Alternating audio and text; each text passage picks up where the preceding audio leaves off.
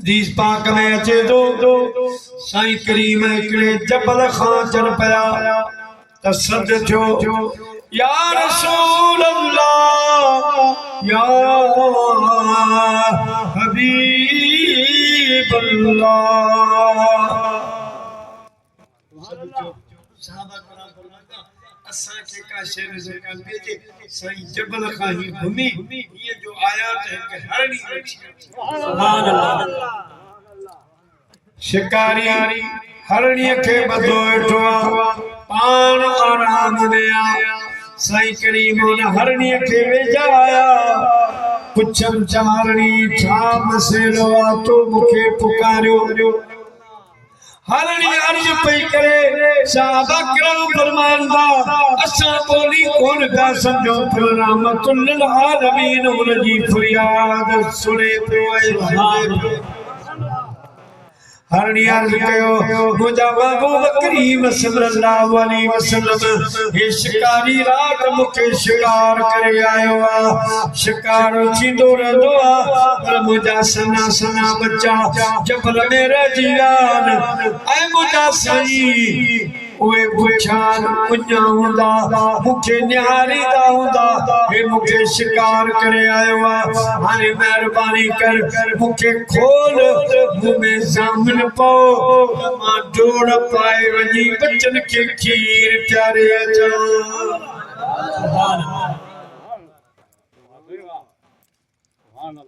मालूम छो त साईं खे पुकारण चाहिजे हरणी पुकारो साईं जी रस्सी खोली हरणी के आजाद कयो पार किले जे पासे में भी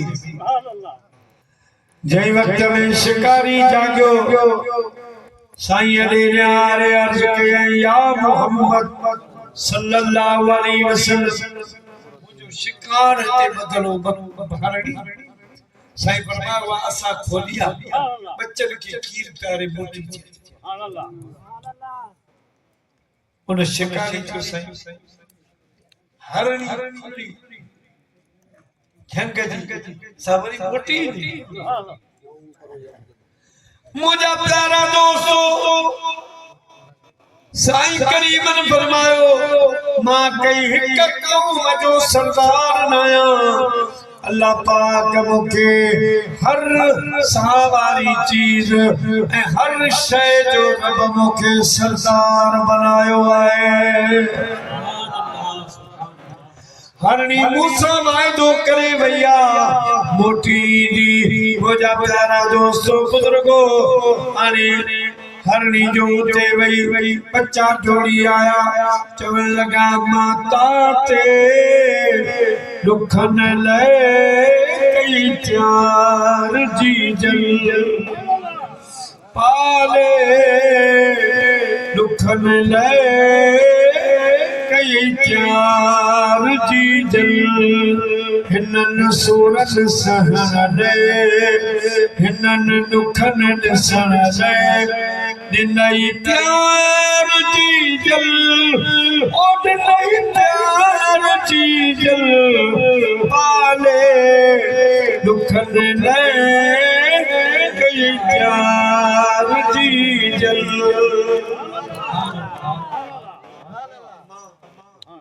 सॼी रात संत खे ॻोल्हियो सद कयासीं नज़र न आई मां चवण लगी मुझा बच्चो जल्दी खीर पी वठो हींअर नुक्कड़ सुर दे जो टाइम कोने मां पंहिंजी ज़मानत में ॿिन्ही जामन जो सरदार ॼाणिया